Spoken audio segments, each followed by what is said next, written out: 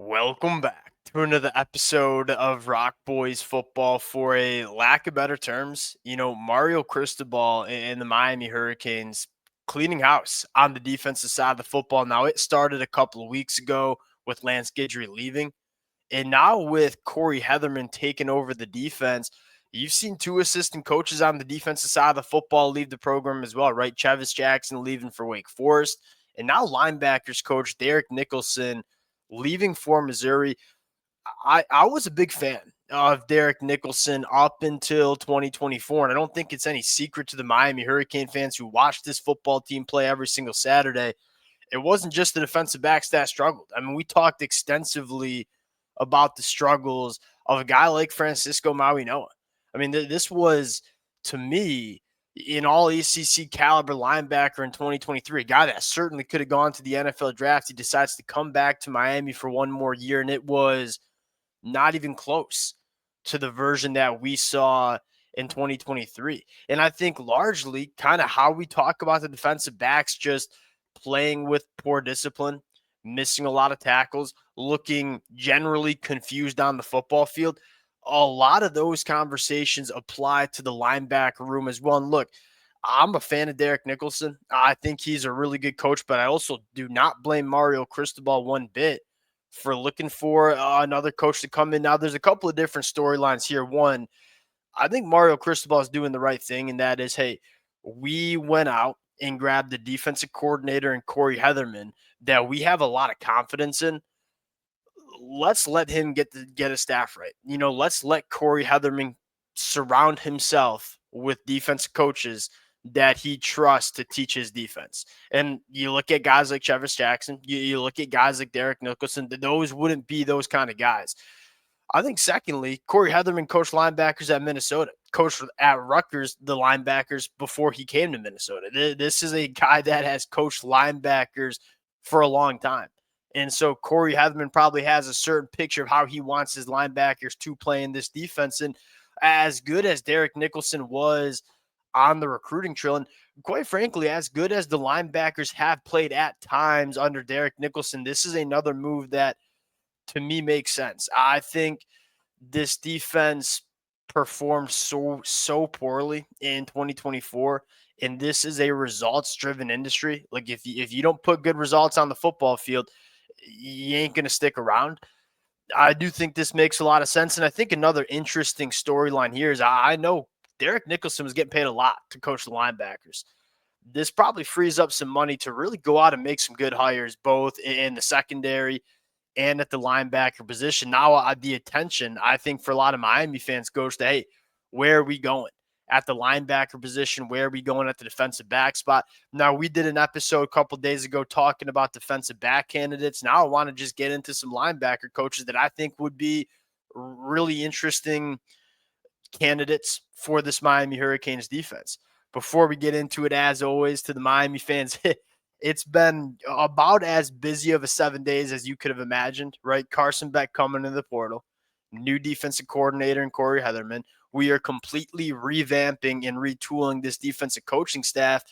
Appreciate you guys rocking with it. I've had a blast. This is some of my favorite stuff to talk about, and there's been a ton of support. Can't thank you guys enough. If y'all do enjoy the content, consider subscribing to the channel. Without further ado, let's get into some linebacker coach candidates, but I first want to ask for the Miami Hurricane fans, do you think you see a move with Jason Taylor too? He's largely the only guy on this defensive staff that is still on staff, and to me, I would be very okay with Jason Taylor staying. Not to say the defensive line probably could have played better in 2024 in terms of the talent that they had. I do think Jason Taylor is still developing as a coach, and I think he can be a very good one over the next couple of years. And number two, the amount of pull he has. And we all know on the defensive line, if you recruit the Jimmies and Joes, you're going to have a good defensive line. It is very clear that these kids out of the high school ranks, these kids out of the transfer portal, they want to go play for a guy that's had a gold jacket. And so Chevis Jackson, I think, was a clear one that probably had to go. Derek Nicholson, to me, was kind of on the fringe because I think he's done some good stuff at times, but it certainly wasn't good enough in 2024. And especially with Cory Heatherman having extensive experience at linebacker, it probably makes sense. I'm interested to see what they do with Jason Taylor. I would like to see him stay with this Miami Hurricanes program. Let's get into some linebacker coach candidates. The first one, home run, in my opinion. This would be the ideal hire, and that's Ron Roberts for a couple of different reasons. Now, what's going on with Ron Roberts at Florida? It's hard to know. Like, you've seen a ton of smoke about Florida hiring a defensive coordinator. You've seen a ton of smoke about Ron Roberts potentially just taking over the defense. I don't know what's going on there. If Florida goes out and hires a defensive coordinator over Ron Roberts, Miami needs to pounce for a couple of different reasons. One, I think Ron Roberts is one of the best pure linebacker coaches that we see in the sport.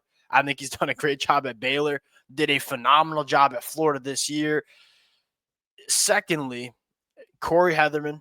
The only concern we have about Cory Heatherman is he's kind of a younger, greener Power 4 coach, right? He spent a lot of time at some smaller schools in the Northeast. Last year was his first time being a defensive coordinator at the Power 4 level.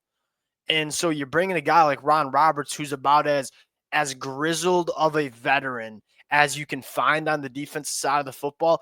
Not only a really good linebackers coach that knows how to develop linebackers, but I think would be that right-hand man, so to speak, for a guy like Cory Hetherman, who's probably drinking out of a fire hose a little bit in terms of taking over a defense and a program's defense that's the caliber of Miami's. This would make so much sense. We'll see if it happens. I don't know. I have no clue, and I've been trying to figure out for weeks in terms of what Florida's doing on the defensive side of the football. I don't even know. And so maybe with that lack of clarity, Mario Cristobal can capitalize and say, hey, we got a spot for you. It's probably linebackers coach, maybe slap a co-DC tag on that thing. Home run hire, 10 out of 10, in my opinion. First option, first call you're making. Second one that's interesting, Matt House. Matt House is a defensive coordinator at LSU was a disaster, right? In 2023, it was about as bad. Very similar story to Miami, in fact, right? LSU had the best offense in the country. Defense just could not help the offense out enough to make them national championship caliber. Okay, we know Matt House, probably not a great DC. He's a proven commodity at linebacker coach. And he's been very, very good at multiple stops coaching linebackers. He was currently coaching the Jacksonville Jaguars linebackers in 2024 after getting fired from LSU. There's a lot of respect that's going around with Matt House at the linebacker position. Again, bad defensive coordinator. That doesn't necessarily mean he'll be a bad linebackers coach. I think that certainly could make a lot of sense. Last name I'll throw out there is Joe Gillespie. Now, I don't know if I love this one, but I was kind of looking for linebacker coaches that I've liked historically that might be looking for a new job. Joe Gillespie's currently coaching high school ball in the state of Texas after getting fired from TCU. One did a really good job with TCU in 2022, took them to a national championship, and this defense was a bear. Joe Gillespie in 2023 wasn't as good, and now I think that had a lot to do with just not a very good, from a personnel standpoint, defense around him. I think it was a quick trigger by Sonny Dykes to fire Joe Gillespie. I think he could be a good linebackers coach. Now, the reason I don't love it is he runs like a 3-3-5 defense, kind of a different defense than Cory Hetherman.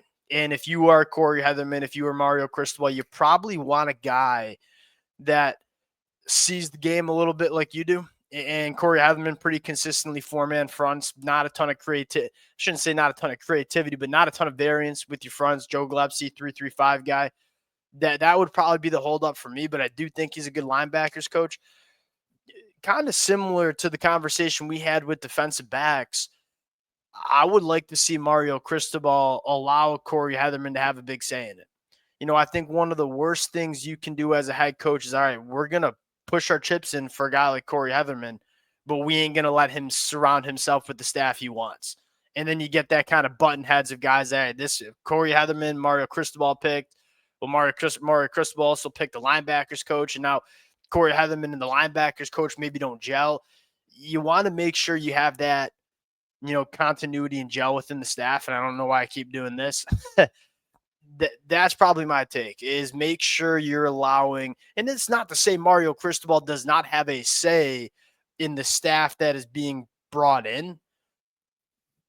But I do think you want to make sure Cory Heatherman has a say too, and is getting guys that he trusts to teach the defense he wants it to be taught with. Like, that's my take on it. Again, I think Miami will be able to get someone they like, and we'll see what they decide to do over the next couple of days. I'd expect this process to move relatively quickly. I think this was probably all planned, and I give Mario Cristobal a lot of credit, not necessarily firing the assistant coaches, letting them find jobs before you let them go. I think that's cool. I think that's a good look. When you look to go hire a staff and you are being quote unquote cool, respectful to your position coaches, that's a good look when you're going out to hire. We'll close it out there. Appreciate you guys rocking with it. Let it fly in the comment section, and we'll talk to y'all later. Peace.